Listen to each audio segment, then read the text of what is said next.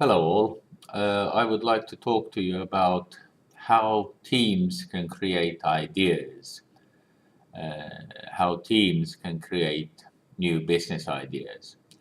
I will introduce to you two methods and I encourage you to test them out and see what happens. The first one is a method which I often test with the students which I apply together with the students. It was created by two colleagues, Jyrki Suomala and Vesa Taatila. The idea is quite simple. If you are a group of four people, for example, uh, you place yourself, you take a sheet of paper, and each of the team members places themselves in one area of the paper. If you're a team of five, you divide the paper into five areas. If you're a team of three, you divide it into three. Now, quite often people talk about 10,000 hours. Before you become an expert, you have used 10,000 hours in doing something. So the first thing I encourage people to do is describe themselves. Describe themselves to each other. Explain or describe two or three areas, the property A, the property B, the property C, two or three areas where you have spent hundreds and maybe thousands of hours doing that particular hobby or that particular profession. So, for example, if you have spent 1,000 hours cooking, then mention you have spent 1,000 hours cooking. If you have played football and you perhaps are a national champion in football, mention that you have spent 1,000 hours or 10,000 hours playing football. So emphasize what you have done and use a measure by measuring the amount of hours you have spent doing that particular activity. Now, once you have described yourself to each other, you will have all of the four people and each with three or four properties. The next thing which you should attempt is try and combine these things. So property A with property M and maybe also with property E. And be creative about this. Combine them and create a business idea. So for example, if you have spent 1,000 hours cooking and somebody else has spent 1,000 hours singing, how do you combine this? Well, maybe a recipe book which is sung. And you write this as business idea number one. The general idea here is that you create as many business ideas as possible. Don't be critical about them, just try and combine these different properties. And after you have used one, you can reuse that property as many times as you like. So I suggest you attempt to achieve 6 or 7 business ideas. Then look at the business ideas and pick one for further development. The next thing which I encourage you to do is to apply the 6 thinking hats of De Bono. You might search it in Wikipedia, for example, and you will find the 6 thinking hats. And the general idea is that you take one hat at a time, you apply that hat to the idea which you have chosen, and then you take notes. The hats, you can look them up in Wikipedia and follow the process, but the first hat is the white hat. That is facts. So collect all the facts which relate to your business idea. The second hat is the red hat that relates to feeling. So with this, I encourage every team member to express their feeling towards the idea. If you hate the idea, please express it now, because it doesn't make sense that you go along with it and maybe later on you come back and say that this was a foolish idea. If you believe it's great, if you believe it's foolish, when everybody's using the red hat, express this feeling. The next hat is the black hat, the devil's advocate.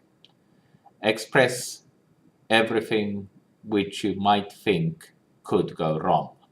The idea here is that once you have expressed this, you sort of go out and solve these problems. So you are proactive in solving every possible problem that might come along the road. The next hat is the yellow hat. The yellow hat is the value hat. What is the value to the consumer? What is the value to the customer? Discuss this with your team, and then try to write down all the possible value propositions. From value, you go to the green hat, which is growth. What will you do with your business idea 6 months from now? How would you expand your business 1 year from now? So green is a metaphor for pasture, for a field, for growth. How would you grow your business? One final hat is the blue hat.